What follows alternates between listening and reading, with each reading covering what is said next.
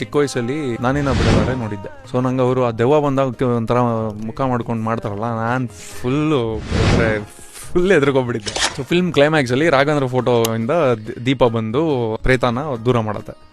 So ನಾನು ರಾಘವೇಂದ್ರ ಸ್ವಾಮಿ ದೇವಸ್ಥಾನನ ಇಟ್ಕೊಂಡು, because I was ಪೆಟ್ರಿಫೈಡ್, ಒಂಥರ ಎಕ್ಸಾಸಿಸ್ಟ್ ನೋಡ್ರ ಥರ ಫೀಲಿಂಗ್.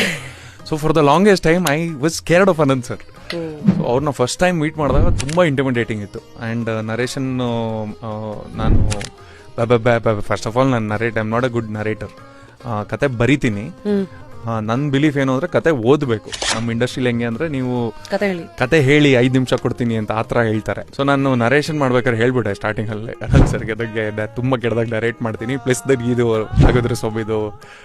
ಸೊ ಇವಾಗ ಲೈಕ್ ನೀವು ಸ್ಕ್ರಿಪ್ಟ್ ಬಿಟ್ಟು ಹೋಗಿ ನಾನು ಓದ್ಬಿಟ್ಟು ಹೇಳ್ತೀನಿ ಅಂತ. Then he called after 2 days and ಸಿಕ್ಕಾಪಡೆ ಹೊಗಳಿದ್ರು. ಐ ವಾಸ್ ಲೈಕ್ ಜೋಕ್ ಮಾಡ್ತಾ ಇದಾರೆ, ಮೋಸ್ಟ್ಲಿ ಕಾಲ್ ಹಿಡಿತಾ ಇದಾರೆ ಅಂತ. But then I met him and ಅವ್ರ ಜೊತೆ ವರ್ಕ್ ಮಾಡೋದು ಇಟ್ಸ್ ಮ್ಯಾಜಿಕ್.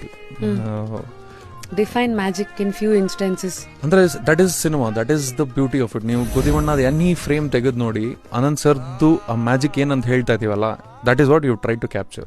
ಫುಲ್ ವಿಡಿಯೋನ ನೋಡಿ on rapid Rashmi's YouTube channel.